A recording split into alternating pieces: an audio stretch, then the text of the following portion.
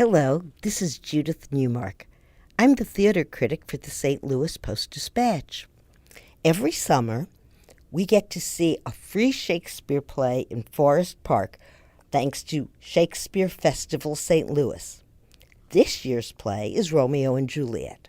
Now, that's probably Shakespeare's most famous play, and you may well know it.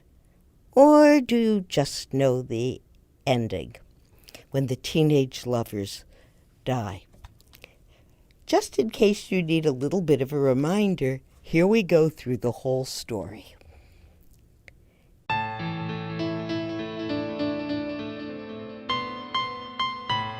In Verona, two powerful families, the Capulets and the Montagues, hate each other. Sometimes they even brawl in the street.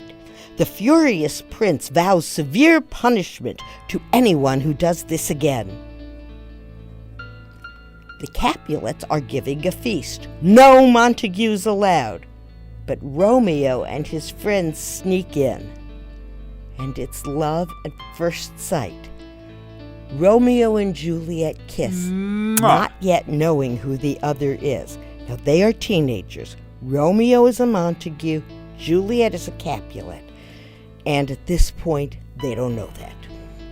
But Tybalt recognizes Romeo. Tybalt is Juliet's cousin. The Montagues run off. After the party, Juliet stands on her balcony, wishing that the man she loves has any name but Montague. And she says those famous words, "O Romeo, Romeo, wherefore art thou Romeo? Deny thy father and refuse thy name." Romeo listens below, enthralled. They pledge their love, and he promises to send word about their wedding. The next day, Friar Lawrence agrees to marry them. Perhaps that will end the feud. Romeo tells Juliet's nurse, who helps Juliet slip out for her wedding. But there's trouble in the streets. Tybalt and Mercutio are fighting. Tybalt is Juliet's cousin. Mercutio is Romeo's best friend.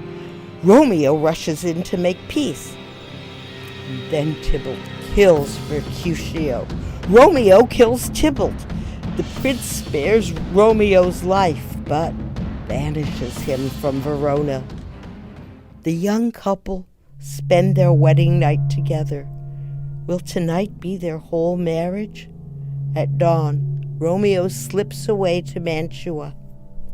As the Capulets mourn Tybalt, Lord Capulet announces that it's time for Juliet to marry her husband, Paris.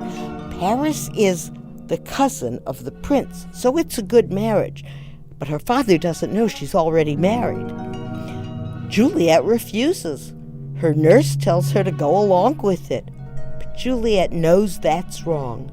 She goes to Friar Lawrence for advice. The friar gives Juliet an herbal potion to make her seem dead. She'll wake in the family tomb with Romeo there to rescue her. The friar sends him a letter about the plan. Pretending she will marry Paris, Juliet drinks the potion. The morning of her wedding becomes the morning of her funeral. But Romeo never gets the letter. Instead, he learns that Juliet is dead. Determined to die with her, he buys poison.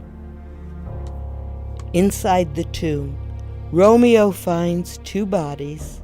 He begs Tybalt's forgiveness and marvels at Juliet's beauty. But Paris has also slipped into the tomb. The grooms fight, and Romeo kills Paris. Then he swallows the poison. Juliet awakens to the horror all around her. She kisses Romeo and finds that his lips are still warm. He died only moments ago, believing that Juliet was dead. She draws his dagger and takes her own life. The elders arrive. The friar admits his part in this catastrophe, and Lord Montague says that his wife has died of grief.